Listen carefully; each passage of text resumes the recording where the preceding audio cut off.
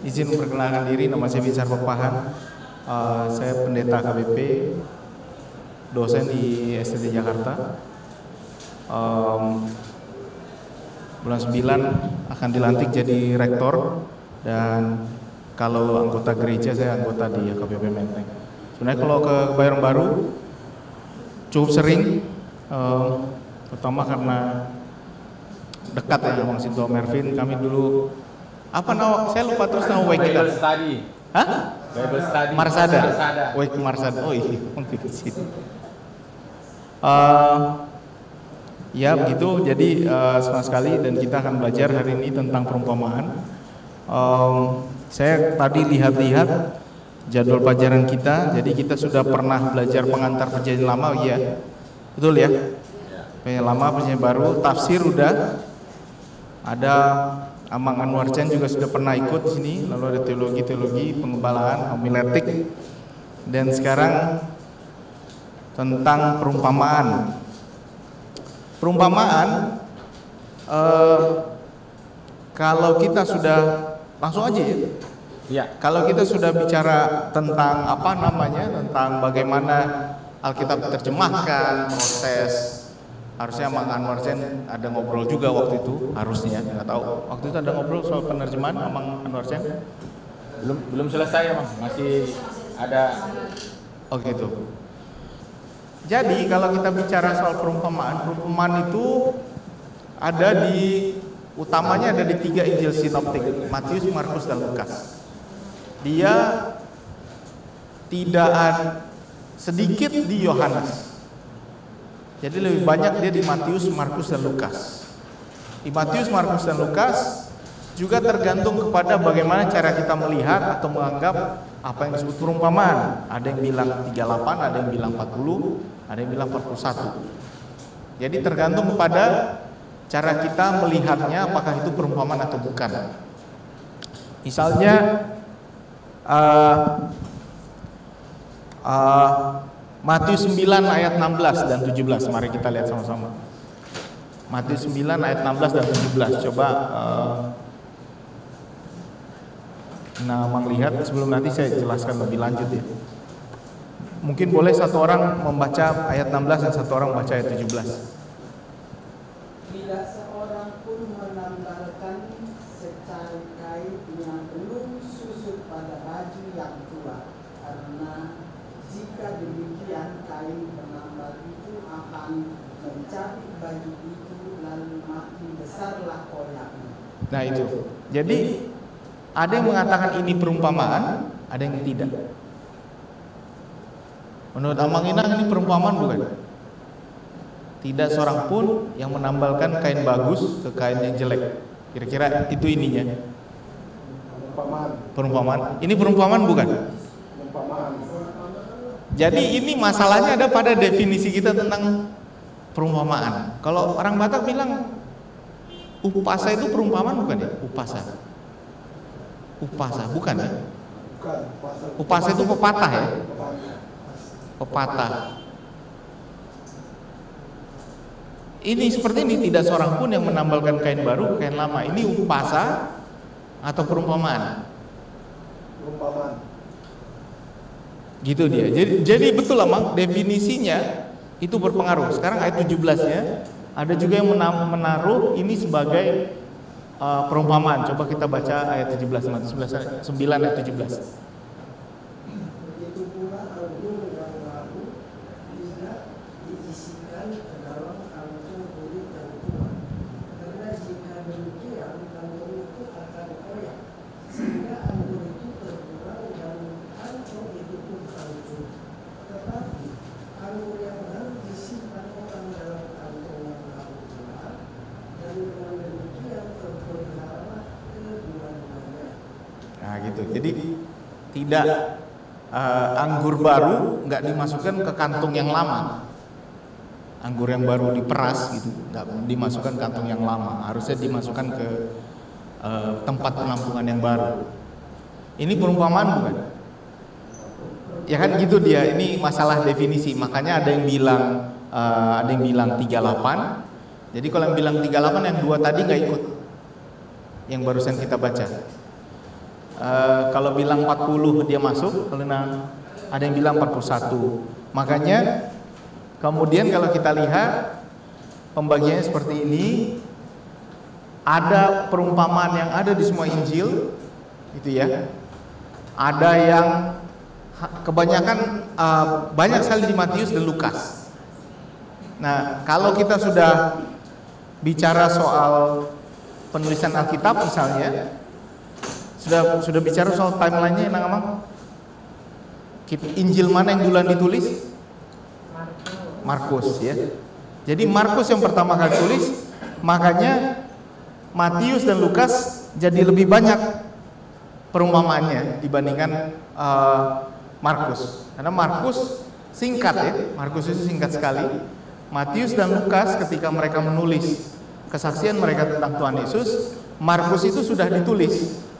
Jadi dia sudah baca Markus di depan dia, lalu dia menulis, Matius menulis Injil Matius, Lukas menulis Injil Lukas. Injil Lukas ada sumber lain, Injil Matius punya sumber lain, tapi Markus tidak. Itu sebabnya lebih banyak perumpamaan itu di Matius dan Lukas. Dan kebanyakan perumpamaan, misalnya ada satu rombongan, ya. Jadi rombongan yang berbeda, misalnya rombongan Matius 13 tidak ada di Lukas. Rombongan Matius 13 tidak ada di Lukas, dan rombongan Lukas 14 sampai 18 tidak ada di Matius. Itu perumpamaan yang agak sedikit berbeda. Bukan berbeda, pencatatannya berbeda antara Matius dan Lukas. Nah, oleh sebab itu, ketika kita bicara soal Injil, kita lihat Injil Matius, Markus, Lukas, itu ya. 20% Injil Matius itu hanya Matius yang tulis. Itulah yang tadi. Salah satu termasuk Matius 13 tadi, perumpamaan yang tadi. Lalu 35% Injil Lukas itu hanya ada di Lukas. Itulah yang tadi Lukas 14 sampai 16. Kira-kira begitu. Jadi Lukas 14 sampai 16 hanya ada di Lukas. Matius 13 perumpamaan yang ada di situ hanya ada di Matius. Dan sekitar segini persen ada di Matius, Markus, dan Lukas. Kira-kira begitu. Makanya saya kembali lagi memperlihatkan ini. Kalau pernah dengar tentang perumpamaan tentang biji sawi, kita udah dengar ya. Biji sawi, harta yang terpendam, mutiara. Ini juga satu ayat ya. Ini lihat, dia lanjut aja begitu. Lalu tentang tuan rumah, Matius 13. Sementara Lukas 14 ini tentang koin yang hilang, domba yang hilang, anak yang hilang, dan lain sebagainya. Itu ada di Lukas. Yohanes lebih banyak bicara soal ucapan Tuhan Yesus tentang akulah. Akulah roti yang hidup, akulah air hidup, itu. Jadi tentang akulah lebih banyak di Yohanes, tapi orang nggak bilang itu perumpamaan. Jadi perumpamaan itu definisinya apa? Perumpamaan adalah ketika Tuhan Yesus mengambil contoh sehari-hari, lalu menggunakannya sebagai bagian untuk mengajar. Dan di dalam, saya boleh sambil duduk ya, biar saya operasi juga nih, mengoperasikan komputer maksudnya. Dan di dalam di dalam diskusi ini kita lihat bahwa Injil Matius punya perumpamaan yang spesifik, Injil Lukas punya perumpamaan yang spesifik. Jadi hari ini, Inamang, saya menjelaskan dulu kenapa ada perbedaan perumpamaan, bagaimana dia diterjemahkan dan bagaimana kita harus membacanya.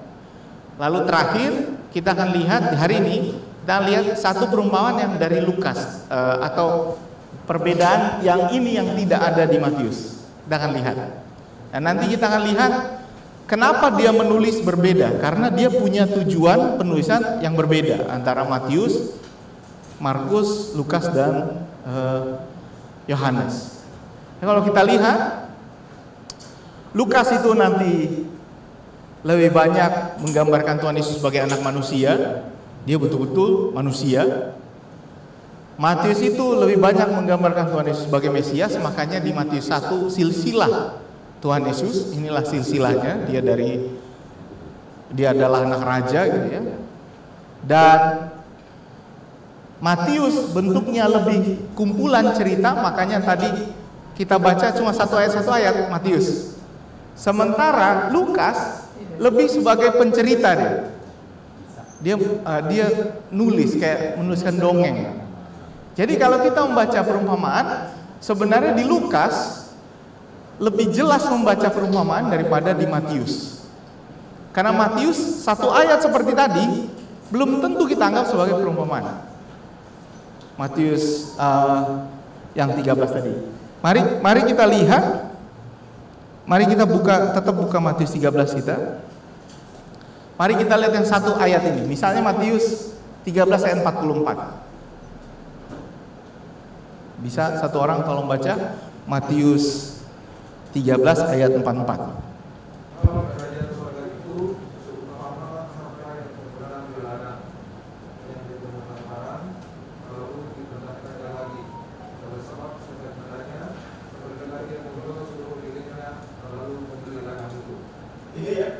Satu ayat, saya nggak usah pakai lagi, agak capek juga mudahnya. Jadi kita cuma satu ayat seperti tadi. Jadi kalau kita lihat, hal kerajaan sorga seumpama harta yang terpendam di ladang ditemukan orang lalu dipendamnya lagi. Oleh sebab sukacitanya pergilah ia menjual seluruh miliknya lalu membeli ladang itu. Satu ayat ya. Sementara Lukas rata-rata berbentuk perikop. Lukas, karena dia bercerita. Lukas ini seorang pencerita yang ulung. Ada dramanya kalau Lukas. Ada dramanya. Jadi sebab kerajaan sorga itu seperti ini. Dengarlah, pada waktu itu ada begini, ada begini. Jadi Tuhan Yesus, kalau Lukas yang menggambarkan, ceritanya lebih panjang. Kalau Matius yang menggambarkan, ceritanya lebih pendek. Kenapa? Ya karena tujuan apa? Tujuan penulisan tadi. Tujuan penulisannya Matius, Markus dan Lukas punya tujuan yang berbeda. Nanti Yohanes lebih beda lagi. Yohanes itu lebih banyak cerita tentang Tuhan Yesus yang lagi ngobrol sama orang, Nikodemus, perempuan di sumur, orang rumah Samaria. Tuhan Yesus bercerita dengan murid-muridnya, perjamuan malam terakhir dia bercakap-cakap tentang jadikanlah mereka semua satu, Yohanes 14 sampai 15 16. Jadi Yohanes ini lebih sedikit perumpamaan. Lukas lebih berbentuk cerita. Ini seperti ayat-ayat emas. Jadi kalau Inang mau menghafal ayat emas, lebih banyak perumpamaannya di Matius. Kalau mau tahu tentang cerita, lebih banyak perumpamanya di Lukas. Kira-kira seperti itu. Nah, kalau sudah begitu, kemudian kenapa Tuhan Yesus menceritakan ini dalam bentuk perumpamaan? Tuhan Yesus menceritakan ini tentu ada tujuannya gitu. Dia mau mengajar dengan menggunakan bahasa yang dipahami oleh orang-orang itu sehari-hari. Dan apa yang dipahami oleh orang-orang sehari-hari tentu berbeda dengan bahasa yang kita miliki. Itu sebabnya semoga sih nanti Amang Anwar Chen agak bercerita juga, karena ketika kita membaca Alkitab, kemudian terutama ketika membaca terutama ketika kita membaca perumpamaan, diskusi kita selalu adalah soal penerjemahan. Karena perumpamaan yang digunakan Tuhan Yesus sangat spesifik kepada konteks itu. Yang kalau kita gunakan sekarang mungkin kita tidak paham. Seperti contoh setali 2 uang. Apa namanya? Setali 3 uang ya? Tiganya Bang? Ya. Setali 3 uang. Amang ini masih tahu setali 3 uang? Ya, kenapa? Itu mungkin kalau kita gunakan sekarang itu sama dengan 1 cepek 2 gocapan. Gitu dia. Setali 3 uang itu artinya setali itu adalah currency gitu ya, mata uang setali. 1 tali dan 3 uang. Jadi 1 tali itu harganya 3 uang. Makanya disebut sama saja. Itu sama dengan 100 1 cepek 2 gocapan. Tapi anak sekarang kalau bilang setali 3 uang, Dia nggak bisa membayangkan bahwa itu memang setali 3 uang, perumpamaan yang sama. Kalau nggak kita jelaskan gitu, mungkin ada Amang Inang dulu perumpamaan apa ya nggak dipakai lagi sekarang ya? Sekilo 10 on. Apa? Sekilo 10 on. Sekilo 10 on. Sama mas. Kilo 2 on. Sekilo 10 on. Kalau sekali itu sekali 3 on sampai 11-12 lah itu. Kayak inilah, berakit-rakit ke hulu, berenang-renang ke tepian. Oke.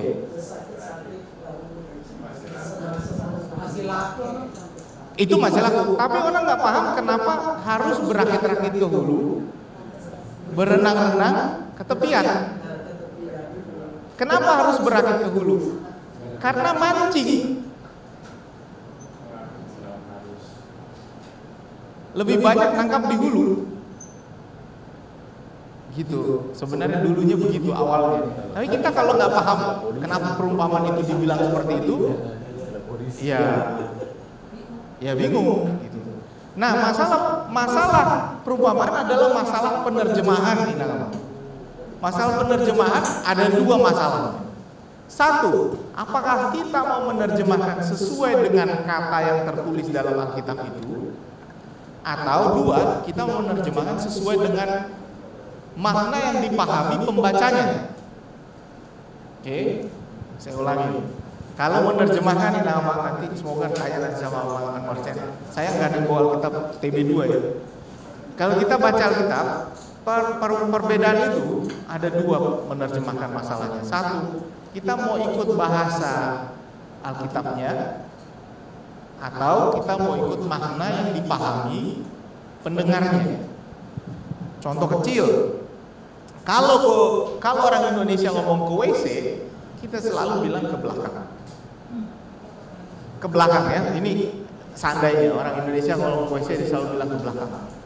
Kalau orang bahasa, seandainya Alkitab yang ditulis dalam bahasa Indonesia, lalu di situ ada bilang, then the disciples, lalu para murid meminta izin untuk pergi ke belakang. Orang Indonesia yang baca tahu, oh maksudnya WC. Diterjemahkan ke bahasa Inggris, gitu kan? Then the disciples ask, can we go to the? Itu dia. Kalau mau setia sama kata aslinya, diterjemahkan to the back. Bisa aja dikasih keterangan dalam kurung ke WC. Atau dia langsung menerjemahkan, I want to go to the toilet. Kalau ke bahasa Batak jadi beda lagi. Tutoru. Toru do, kan? Pinahan. Mau tuku di dapur deh. Kalau rumah panggung kan ini nama kan? Toru do kan? Itu benda mau adong jauh di hutan kan? Ikut tutoru gitu, tutoru juga. Nah, jadi masalah penerjemahan ini sangat mempengaruhi kepada penerjemahan perumpamaan. Dan salah satunya nanti akan kita baca, saya akan kasih lihat contohnya, saya memperlihatkan apa maknanya. Sehingga di dalam masalah penerjemahan ini, perbedaan sudut pandang misalnya soal adat, ya, kultur, soal pemahaman tentang teologi biblika, penerjemahan bahasa, teks mana yang digunakan, dan juga soal pendengar, jadi mempengaruhi apa dan cara kita membaca Alkitab. Jadi gini ketika kita membaca perumpamaan, bukan cuma kita harus membayangkan Tuhan Yesus sedang bicara secara spesifik kepada yang mendengar dia waktu itu, sehingga kalau kita dengar sekarang belum tentu sama apa yang kita pahami sekarang dengan apa yang orang dulu pahami. Sehingga ketika LAI mencoba menerjemahkan, dan saya rasa semua penerjemahan seperti itu, dia jadi punya punya pertanyaan, yang mana yang mau saya gunakan? Apakah saya mau menggunakan penerjemahan kata aslinya, atau apakah saya mau menggunakan terjemahan yang mendekati makna yang dipahami orang tersebut? Untungnya, dan sekarang kita akan lihat 3 perumpamaan yang hilang. Di Lukas 15. Jadi di sini sekalian saya akan memperlihatkan perbedaan konteks tadi. Tuhan Yesus menggunakan istilah-istilah atau perumpamaan, kisah-kisah yang tentunya sesuai dengan zaman dia. Misalnya tentang domba yang hilang. Orang dulu sempat bertanya, mau kita bikinkah domba yang hilang atau kambing yang hilang? Kalau di Indonesia. Karena di Indonesia nggak ada dombanya. Ada domba? Kambing bukan? Kambing bukan? Kambing. Domba apa di Indonesia? Ada kata Batak di domba. Biri-biri, ada kok biri-biri. Ini ya. Domba Sunda Di Indonesia ini lah. banyak. Ini ya. Banyak. Hah? Di Jawa Barat banyak domba. Sekarang itu nah buat production kan itu kan awak dan asli di sana peranakan itu kan Indo itu kan Indo itu asli nggak domba ini asli Indonesia atau kita bawa impor? Ya kalau kita bicara impor ya kelapa juga dari Afrika kok. Ya. Tapi memang sudah ribuan tahun ada domba di. Enggak, domba ribuan tahun atau enggak, Mang? Enggak. Artinya Di sini. domba sudah lama ada di Indonesia. Enggak lebih. Oh, ada nih domba Garut asli Jawa Barat. Indonesia. Jawa Barat banyak. Domba Garut. Asli. Oh, beda dia gambarnya. Dang songonna di Alkitab, dang songonna di Bibel ini. Domba Garut agak beda. Domba. Kemudian dirham, ya kan? Dirham. Mata uang. Talenta, misalnya. Talenta. Ketika kita bicara soal perumpamaan, coba saya kasih lihat teksnya. Misalnya Matius 18 misalnya. Matius 18 misalnya ini tentang pengampunan gitu ya. Jadi di Matius 18 misalnya, mari kita buka Matius 18. Di Matius 18 dikatakan waktu Tuhan Yesus bercerita kan, adalah seorang kerajaan sorga. Jadi selalu cerita kerajaan sorga. Nanti kita minggu depan itu bicara soal kerajaan sorga. Pertemuan berikutnya ya minggu depan. Kerajaan sorga, perumpamaan tentang kerajaan sorga minggu depan. Nah, kerajaan sorga itu apa? Jadi bilang kerajaan sorga tentang seorang raja mengadakan perhitungan, ayat 23 ya. Ayat 24, Matius 18 ayat 24. Setelah ia mengadakan perhitungan itu, dapatkanlah seorang yang berhutang 10.000 talenta. Talenta, kalau di dalam Alkitab, kalau lihat di kamus di bagian belakang, kalau ada Alkitabnya, talenta adalah ukuran timbangan sebesar 3.000 shikal atau kurang lebih 34 kg. Dalam perjanjian baru ukuran uang yang sangat besar yaitu 6.000 dinar. 6.000 dinar, 3.000. Jadi seandainya satu talenta itu 6.000 dinar, satu talenta itu 6.000 dinar. Si ibu kehilangan 1 dinar, dia pergi cari. Berapa kira-kira 10.000 talenta? Berarti 10.000 kali 6.000 dinar berapa? 60 juta ya? Ya, 60 juta dinar. 60 juta dinar. 60 juta dinar. Kalau ini ukuran emas atau perak lah, ini kira-kira 34 kilo perak. 1 talenta. Berapalah itu harganya? Dan itulah yang membuat kita kadang-kadang harus betul-betul memahami kenapa ceritanya seperti ini. Nah, tadi yang saya kasih lihat misalnya di Matius berapa tadi? 13 ya? Matius berapa tadi? 18. Di Matius 18, kemudian kita lihat kawannya hutangnya 100 dinar. Gitu ya. Kawannya hutang 100 dinar, tidak sampai 1 talenta. Dia sudah marah. Sementara dia sendiri hutangnya 10.000 talenta, 60 juta dinar hutangnya. Temannya hutang 100 dinar, dia marah. Dia hutangnya 60 juta dinar. Tapi kalau tadi saya tidak terangkan berapa jumlah talenta, Kita nggak membayangkan. Jadi kalau seorang tuan pergi lalu memberikan hambanya 5 talenta, ingat nggak perumpamaan yang namanya?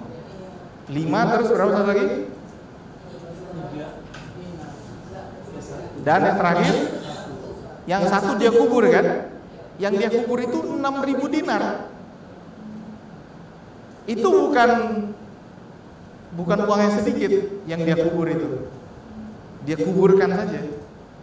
Tapi orang yang dikasih 5 talenta menghasilkan 5 talenta. Kadang-kadang kalau kita mau memikirkannya, patutlah dia bisa menghasilkan uang situ, uang modalnya gede. Kan uang menghasilkan uang sekarang. Kalau memang punya uang, deposito kan hidup dari bunganya aja bisa. Dulu nggak ada deposito, cuma dia modalnya besar, 5 talenta. Yang 1 talenta, kubur aja. Lalu dengan cepat orang berkhotbah soal bakat, gitu kan? Kamu punya talentamu apa? Sebenarnya ini soal uang, manajemen keuangan. Jadi perumpamaan Tuhan Yesus ini sulit kalau kita baca berdasarkan bahasa yang kita pahami sekarang. Jadi ini betul-betul perlu saya tekankan. Nah, makanya sekarang kita mau lihat perumpamaan 3 perumpamaan ini: domba, dirham, dan anak yang hilang. Iya. Mari kita buka Lukas 15.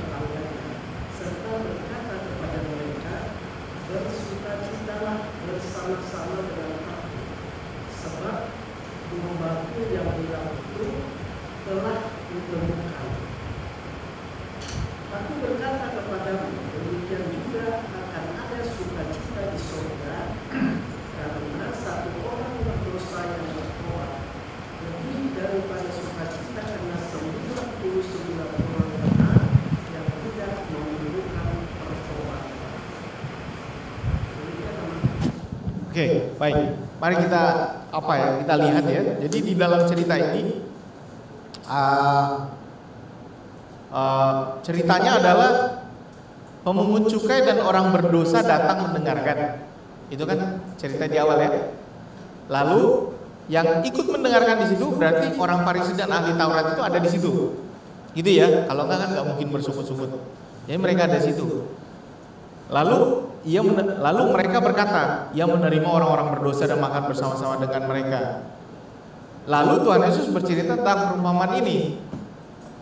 Jadi ini ada konteksnya. Konteksnya adalah waktu itu yang datang adalah para pemungut cukai dan orang-orang berdosa. Oke, lalu Tuhan Yesus cerita tentang domba yang hilang. Oke, mungkin Abang Inang sering dengar cerita tentang gembala, atau mungkin pernah lihat videonya yang gembala manggil dombanya gitu, yang punya kawanan domba, kalau dia teriak dombanya datang gitu kan. Kalau orang lain emang dia nggak mau datang, tapi kalau kalau gembalanya yang panggil, dombanya datang gitu ya. Nah, Inawang juga harus tahu karena ada di sini peternak domba. Siapa tahu ada pengusaha ada bah. Kita nggak pernah tahu. Dak kita foto deh bang. Aduh, saya nunggu kan. Iso pe ano nggak di Garut tuh. Adong go pengusaha domba dong. Jadi domba ini nama domba secara spesifik adalah binatang yang menggerombol.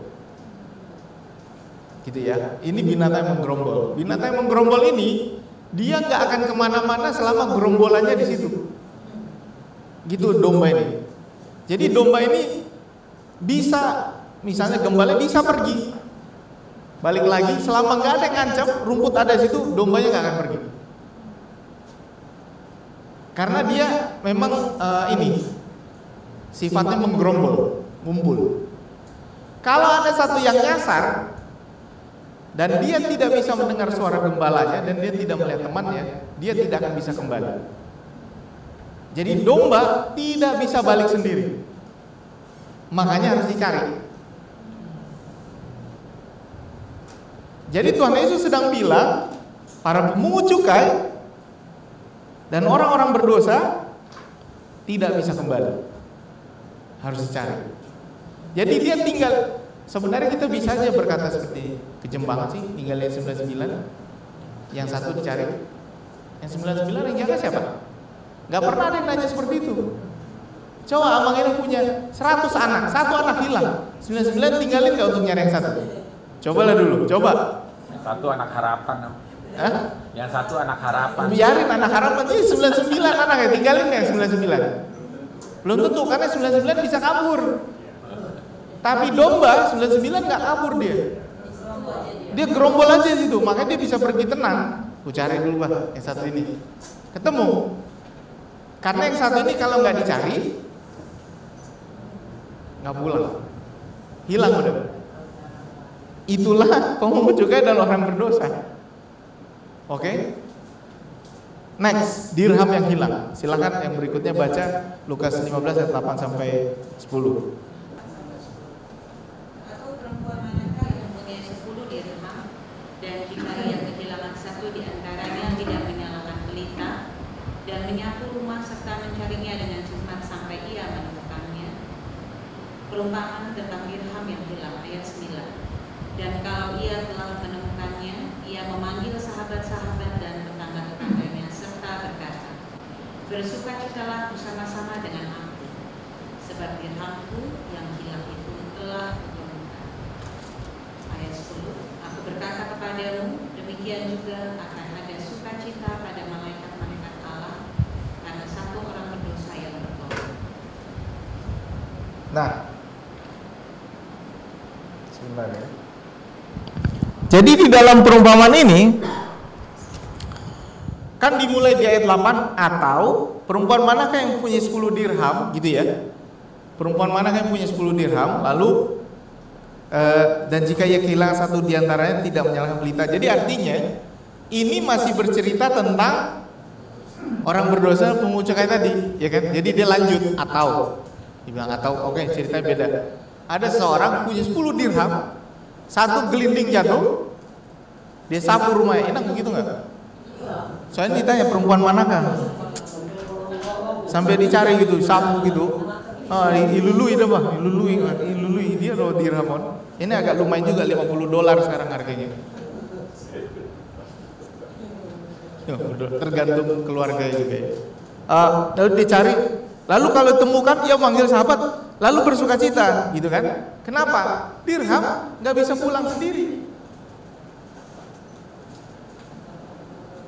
Nggak ada remote-nya, dia ditarik jadi nggak akan balik, dia akan tetap di situ dan hilang. Nah yang menarik adalah perumpamaan berikutnya, anak yang hilang. Oke, silakan dibaca. Ini panjang, ini panjang. Siapa yang suka rela lah membaca sepanjang ini? Sebenarnya kita nggak usah sepanjang ini, mungkin kita bagi aja karena di tengahnya ada penjelasan ekstra. Sebentar. Yang pertama baca Lukas 5, jadi nggak usah kita baca ya. Kita cerita aja ya. Ini kan kita tahu ceritanya anak yang hilang kan? Ya, kita tahu anak yang hilang. Oke. Ada anak hilang satu, ya, lalu anak bungsu dan lain sebagainya. Nah, pertanyaannya adalah, dan ini selalu mengundang pertanyaan buat saya juga dulu. 100 domba, satu hilang dicari. Pas ketemu pesta, bersuka cita. 10 dirham, 1 hilang, dicari. Begitu ketemu, bersuka cita. 2 anak, 1 pergi, nggak dicari. Tapi waktu pulang tetap bersuka cita. Apa bedanya? Karena kalau anak ini kan memang punya akal, dia bisa pulang sendiri. Kalau yang itu tadi kan memang sama dompetnya nggak tahu dia pulang, nggak tahu dia pulangnya. Iya. Ya, bisa begitu, bisa. Bisa begitu. Kalau Amang Inang punya 2 anak, 1 pergi, dicari nggak? Kalau pergi loh, bukan hilang, pergi.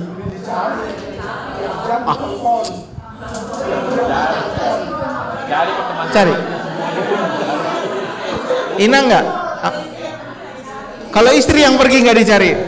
Astaga ya Tuhan, ampunilah dia. Sama ini. Ada yang ninggalinnya ada di sini. Aisyah dong, nah dia dong. Jangan sampai pulang kan? Iya, jangan sampai pulang udah sampai rumah bawa mobil. Mana istriku katanya? Ketinggalan di mall ya, Nang ya?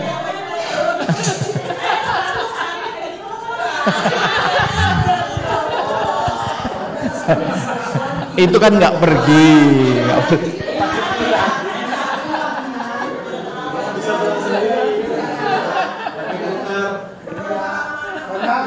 Perumahan.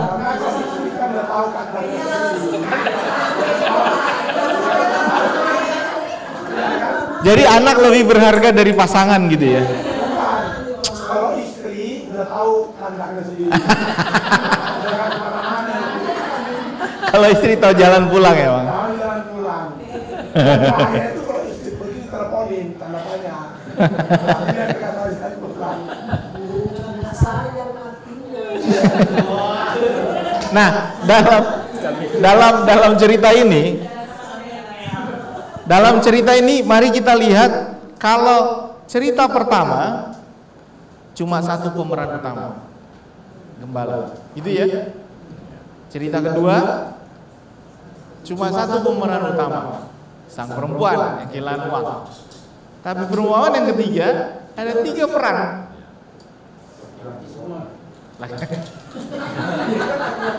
Iya. Iya. Dalam cerita ini. Namanya kemana? Enggak ya, oh ya, kedua perempuan ya. Yang pertama enggak, gembala, enggak dikasih tahu. Oke. Nah, dalam cerita ini ada tiga pihak, oke? Dan 3 pihak. Nah, yang menarik juga adalah cerita ini Lukas 15 ini kalau kita lanjut terus ke Lukas 16. Ini tentang bendahara setia dalam perkara kecil. Lalu di dalam kita belum mendengar respons orang Farisi dan ahli Taurat, oke? Kita baru melihat respons yang pertama kali di Lukas 16 ayat 14. Di Lukas 16 ayat 14 baru di sini ada cemooh. Ini tentang setia dalam perkara yang kecil. Lalu orang Farisi itu mencemooh bilang, kan Tuhan Yesus bilang, ini saya baca ayat 13, Lukas 16 ayat 13, seorang hamba tidak dapat mengabdi kepada 2 tuan. Oke. Lalu ayat 14, semuanya itu didengar oleh orang-orang Farisi, hamba-hamba uang itu. Nah, ini ada penghakimannya. Jadi Lukas langsung tulis, dasar lo hamba uang. Dan mereka mencemoohkan dia. Makanya di ayat sesudahnya, di perikop berikutnya, orang kaya dan Lazarus yang miskin. Jadi kau yang suka uang ini kau cemoohkan aku. Dengar nih tentang orang kaya dan Lazarus yang miskin. Lazarus yang miskin ini ke surga dilihat orang kaya semua yang sana. Orang kaya yang masuk neraka ini lihatnya Lazarus ada di surga gitu kan. Jadi setelah itu Tuhan Yesus masih bercerita sampai Lukas 17. Baru selesai, seperti tidak ada respons dari pendengar di Lukas 17. Itu makanya saya kembali lagi perlihatkan skema awalnya.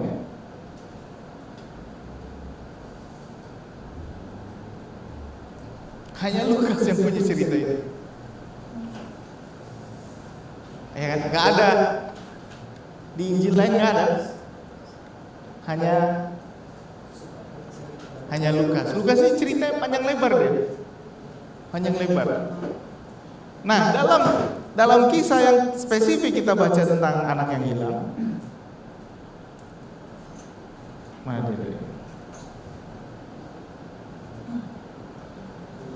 Mari kita lihat peran pertama anak bungsu. Saya agak menjelaskan dulu sedikit ini.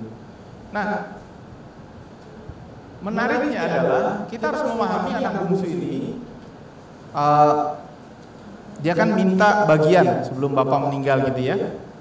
Lalu dia menghabiskan hartanya dengan foya-foya, dia habiskan gitu ya. Ini cerita yang sering kita dengar. Lalu setelah dia sesat, dia sadar akan kesalahannya. Dia sadar karena dia melarat, dia kelaparan, dia sadar, oh aku salah. Lalu ketika dia sedang mencari makanan, dilihat ternyata status babi, lebih baik daripada status dirinya. Jadi kesalahannya disadari karena susah dia. Ya, dia tahu karena susah, bukan karena ada pencerahan gitu ya, ada mimpi Tuhan datang menegur dia, enggak, karena dia betul-betul susah hidupnya. Lalu dia berpikir, oh ternyata dulu lebih baik. Jadi dia menerima sendiri dan menyadari kesalahannya. Ini yang tidak ada di cerita domba dan dirham tadi.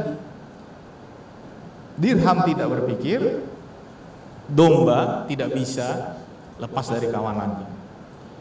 Jadi kalau cerita tentang domba yang hilang itu hanya diceritakan lalu satu orang pergi meninggal 99, tanpa menjelaskan bahwa domba itu memang nggak akan pergi. Bisa jadi anak-anak, kalau kita ceritakan ini, kalau saya ngajar sekolah minggu, kasihan dong yang 99. Tahu kenapa dia nanya gitu? Karena dia tahu kalau misalnya di rumah ada anak yang disayang orang tuanya jatuh, orang tua lebih khawatir sama anak yang disayangnya ini menurut dia ya, daripada sama aku. Jadi dia selalu bertanya, pasti itu kambing kesayangan, domba kesayangan. Makanya dicari. Jadi bisa jadi juga anak bungsu ini bukan anak kesayangan. Japudan. Kan yang lebih baik abangnya. Ya kan? Kan abang yang lebih baik. Dan abangnya kerja sama bapaknya. Dong kok bisa kangen on nama buah baju katanya gitu. Kata mamanya, on nama. Mau siap udah deh, toy mah gua mau berat. Kamu ya pengen lo mau gitu. Bisa jadi juga begitu tafsirannya. Iya kan? Kok nggak dicari? Kan gitu ada pertanyaan, kok nggak dicari? Ini amang kalau saya tanya tadi, oh dua anak ini cari nggak? Cari. Inang pasti Inang nyari. Enggak, malah Inang yang enggak. Kalau Amang, saya tanya dulu Amang ini, bapak ini, bapak mencari nggak kalau anaknya hilang? Bukan hilang ya, pergi. Jadi, jangan pasti dulu. Roy Banatuhita kan, Roy Banatuhita. Bapak, dia bagi aku. Itu kan, ini kan udah minta kalau kita mati. Iya berarti dianggap kita sudah mati kan, nggak tersinggung kita. Bayon gitu kan. Dikasih. Nah pergilah kau, pergilah. Pergi, nggak dicari. Karena bawa uang. Betul juga masuk akal kan. Karena bawa uang, aman nih itu kan. Aman nih.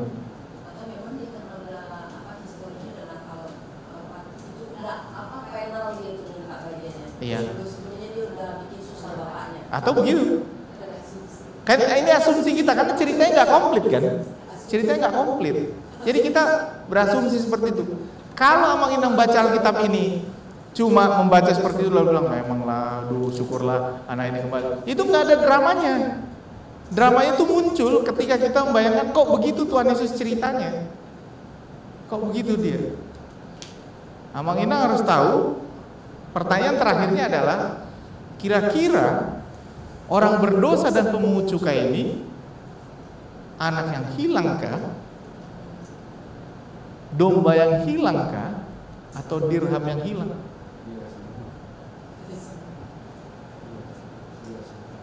Bertobat. Ya semua. Jadi om mana jojo pikir mulu marbadai di gereja kan itu. Pindah masalah keluar. Biasanya mulai dongan si tua, ang padi tanami, inak padi tanami. Buasa dak talului. Ala saya 100 domba biri-biri. Sada nama aku biri-biri, tori lului do. Nah itu kalau temannya. Ropat di tahun ala dak dongan kan itu gimana? Dak soalnya mah dong 2 anak hilang. Sada berhak dan ilului. Anu mulai sendiri mana? Kira-kira kalau ada jemaat yang pergi itu 100 domba yang hilang atau anak yang hilang?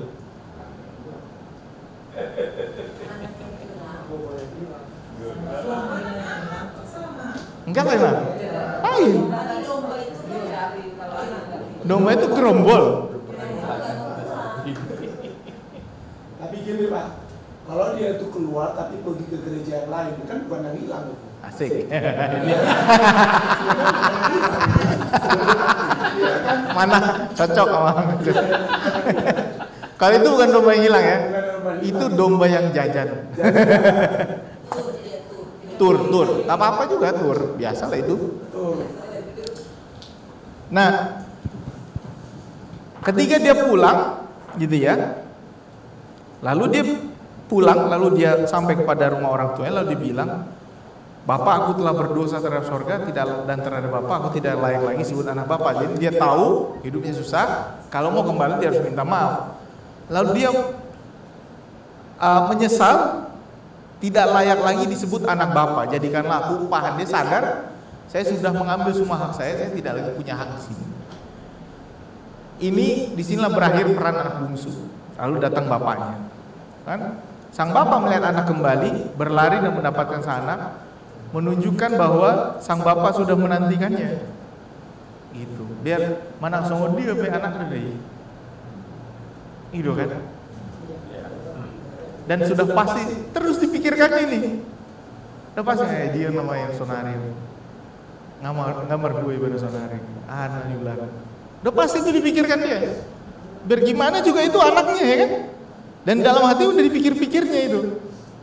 Udah dipikir-pikir gimana anakku ini. Tapi ya kenapa dia nggak pergi nyari? Itu yang jadi pertanyaannya. Kenapa dia nggak pergi nyari? Tapi begitu kembali, tergeraklah hatinya oleh belas kasihan.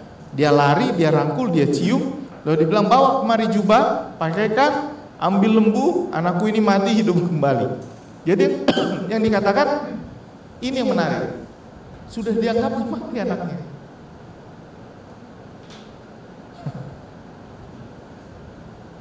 Gitu coba. Mati fisik apa mati apa? Di paswah daun. Udah, makanya nggak dicari. Karena sudah dianggap mati. Segitulah marahnya Dina. Makanya dibilang mati. Jadi bukan ini, bukan pergi, mati.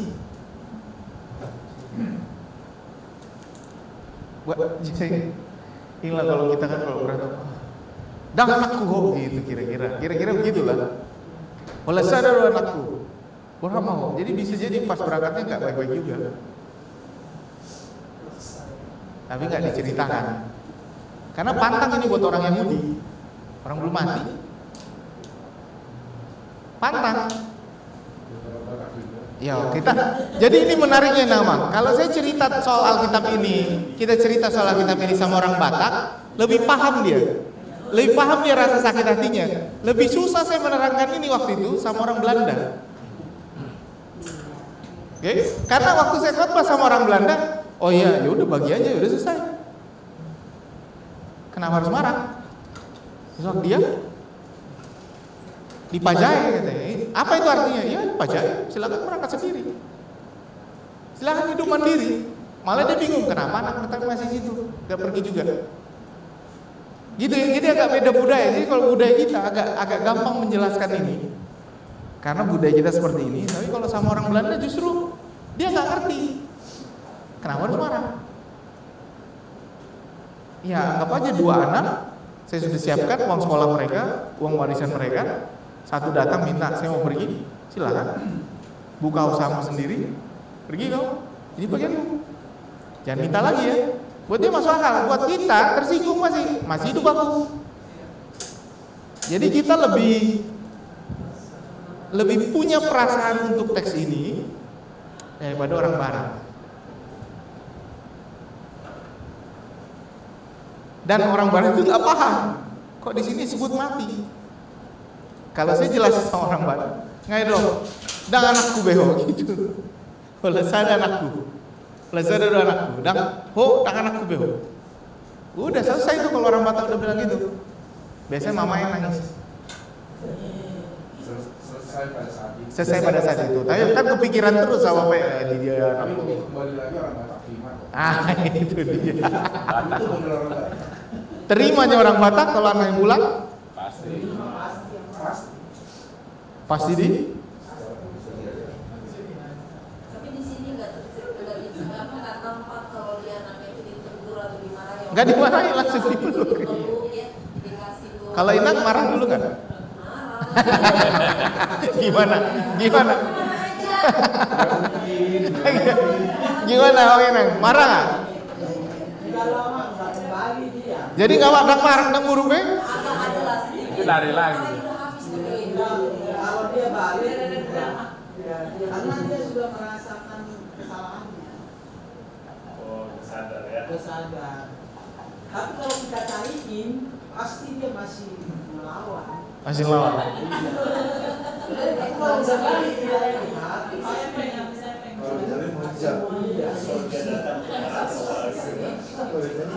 Iya, kalau bisa aja pura-pura kan untuk ambil lagi terus pergi lagi. Ini makin iya betul. Bisa jadi kan mau ngambil pulang dia. Nah ini perbedaannya ya. 1 hilang, 99 tinggalkan. 1 dari 10, 1 dari 2 tidak dicari. Responsnya apa sudah ketemu? 1 bahunya gembira panggil sahabat bersukacitalah. 1 panggil sahabat bersukacitalah. Sama-sama yang ketiga juga panggil semua anak buahnya bersukacitalah. Itu ya. Bahkan yang ketiga lebih seru karena bikin pesta. Kalau yang ini nggak mungkin bikin pesta. Apa yang disembelih? Masa anak domba yang sembelih anak domba ini kita pestakan nggak mungkin. jadi cuma 3 bersukacita. Biar bagaimanapun kan orang tua tetaplah orang tua. Kalau ini saya ceritakan perumpamaan ini, begini ceritanya ke orang Belanda nggak ngerti dia. Orang tua biar gimana tetaplah orang tua. Apa artinya? Kan udah dewasa anaknya. Silakan konsekuensi hidupnya sendiri ada. Culture. Jadi ini sangat budaya Inau. Jadi setiap perumpamaan itu punya karakter budaya untuk memahaminya karena ada orang dalam budaya tertentu ketika melihat ini saya jelaskan. Kenapa harus begitu? Makanya orang Barat paling tidak paham sama anak sulung. Gitu kan? Anak sulungnya pulang yang selalu setia mendampingi bapaknya. Gitu kan? Lalu pulang, lalu dia tanya ada apa nih ribut-ribut? Oh nih anak adikmu pulang. Apa yang dilakukan? Marah dia. Adikku pulang langsung dipotong lembu. Sama aku aja belum pernah dipotong anak kambing. Kasih baju udah diambilnya. Dan ini anak yang menyaksikan kemarahan orang tuanya pasti. Waktu adiknya pergi, kan gitu. Adiknya pergi, kan dia lihat. Pasti marah, nggak mungkin lah nggak marah orang tuanya. Wong dia nggak mati, gitu. Lalu dia bilang, oh, ya, untuk dia aja Dan dia tahu apa yang dilakukan adanya bersama-sama dengan pelacur-pelacur. Tahu dia. Tahu dia. Sementara sama aku enggak. Lalu sang bapak menjelaskan, gitu kan? Jangan aku nama Sony, kau kan selalu kau tinggal sama aku. Kau makanya terus di sini. Ya kan? Segala kepunyaanku adalah kepunyaanmu. Inama kan malah Nibana nama pemilik warisan kan nasi sadeka Ibon Nibana warisan kan. Olano nama. Dia bilang mari kita bergembira. Lagi-lagi dia bilang adikmu telah mati. Karena pasti dia bilang ngamati oleh saudara anakku. Pasti itu dia bilang. Makanya pada akhirnya anak yang hilang ini, kalau Tuhan Yesus bilang anak yang hilang, pemungut cukai dan orang berdosa, Bapa menerima anak yang hilang, anak sulung yang bersungut-sungut, ahli Taurat dan orang Farisi.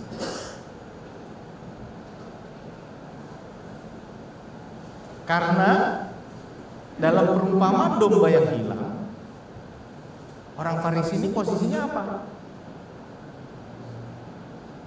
Nggak ada. Dalam perumpamaan dirham yang hilang, orang Farisi nggak ada posisinya. Jadi Tuhan Yesus sedang menjelaskan, dan itu mungkin dipahami orang Farisi itu, karena domba sama dirham nggak bisa pulang sendiri.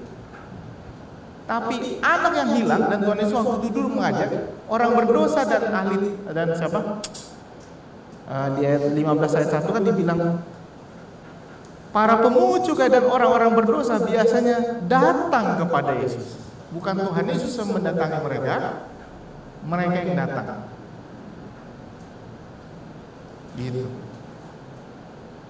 Gitu kira-kira. Jadi dalam memahami perumpamaan ini, kalau ada sensitivitas budayanya.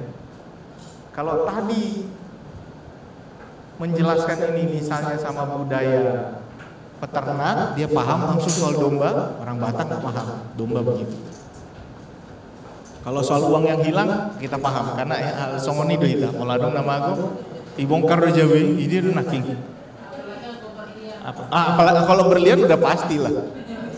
Suruh keluar semua orang, dia cari sendiri dulu. Moldapotan tersifat deh. Itu juga kalau dapat berlian yang hilang itu, tolong panggil tetangga supaya berpesta bersama-sama. kan itu tadi respon mana ada tadi. Ya kan? Kalau hilang, perumpamaan berlian yang hilang ini panggil. Gitu ya. Nah, lalu Tuhan Yesus mengatakan, pantas saja ada yang bersungut-sungut. Dan menariknya dalam cerita ini, kalau Inang Amang lihat di ayat 32 itu kan, 15 ayat 32. Lalu nggak ada lagi cerita. Lalu anak sulungnya ngapain? Nggak ada cerita. Berhenti dia nggak disebut lagi karena anak sulungnya ada di situ kan lagi protes. Yang protes itu anak sulung. Gitu deh. Jadi dia ceritanya agak panjang dulu. Ceritakan dulu ini, paham? Ceritakan ini, berapa? Baru cerita yang sesungguhnya dia mau ceritakan dan agak panjang. Inilah anak yang hilang. Jadi pengantarnya Tuhan Yesus mau cerita aja, dia pakai cerita lagi. Mau ke cerita yang sesungguhnya di anak yang hilang ini. Jadi sebenarnya intinya ada di anak yang hilang. Karena dia mau menjelaskan bahwa kalau domba yang hilang nggak bisa pulang. Kalau dirham yang hilang nggak bisa pulang. Tapi kalau anak yang hilang dan dia datang pulang, terima dia. Pestakan. Jadi para orang berdosa dan pemungut cukai ini, kau jangan marah, hai anak sulung. Tapi kalau saya jadi anak sulungnya, marah juga. Enak kali adekku ini. Awak yang kerja tiap hari, aku yang bantuin ini. Waktu nangisnya hancur-hancuran, aku yang ada di sini. Begitu pulang, disambut kayak raja dia. Jadi dalam hal ini agak maklum juga kalau anak sulungnya marah. Jangan salahin anak sulung. Agak wajar juga. Tapi bukan itu pesannya. Kalau pesannya begini, bubar gereja.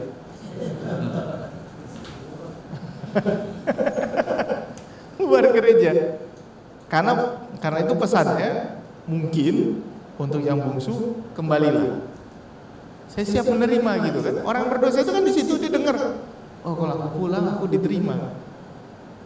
Untuk yang sulung, kau nggak usah iri. Toh, kaunya yang terus di sini. Kaunya yang terus di sini. Kalau orang Batak kan memang siap kuda diakuni. Kalau siap hangat kan tidak siap. Jadi hidupnya juga dia menghadapi hal yang berat. Betul. Iya, kalau siap kuda diakuni. Isi sudah siap kangen di sana, dong, Bang.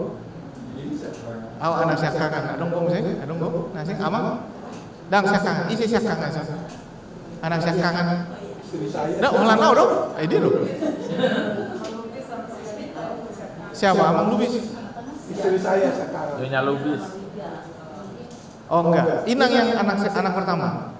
Jadi ini saya cerita lah ya.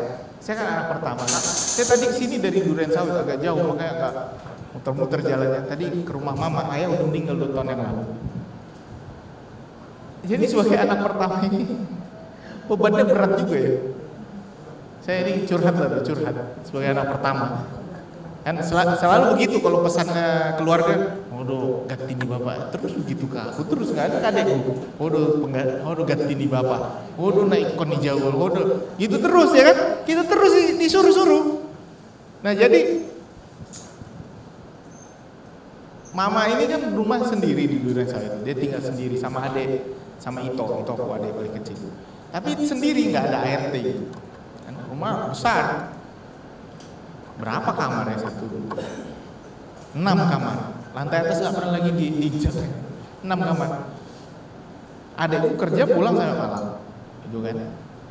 Jadi kemarin berapa kali kuantar pulang kan, karena biasa jaga Pak Hopu, main-main di rumah. Kuantar pulang, aku lihat, aduh mau ini. 70 dia tahun ini.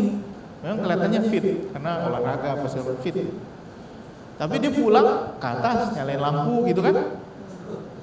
Kan kalau nggak gelap, pulang kasih makan anjing apa segala macam, langsung ini holso dong, tohon nih holso. Aduh, susah holso itu kan, langsung ini, gue langsung aduh. Yang keselnya aku, kok adikku nggak ada mikir begini, nggak ada yang nanya. Gitu kadang-kadang kita kesel juga sebagai anak sulung, kok apa cuma aku aja mikirin begini ya enggak? Kok nggak ada info, adek Itoku tinggal di situ nggak diinfokan ya gitu kan, aku karena nggak kulihat, jadi karena aku cek sama gimana mak, aman gitu, dia bilang aman, pas kulihat sendiri, wah ini sih nggak aman ini kan gitu kan, kita jadi was-was. Akhirnya tadi aku panggil lah semua adek, rapat lah dulu kita, rapat tuh makan dulu kita di rumah makan, baru diomongin tadi gimana nih biar mama itu, akhirnya tadi ambil keputusan. Maksudku, boleh juga, iya juga tanggung jawab anak saya ini ekstra juga.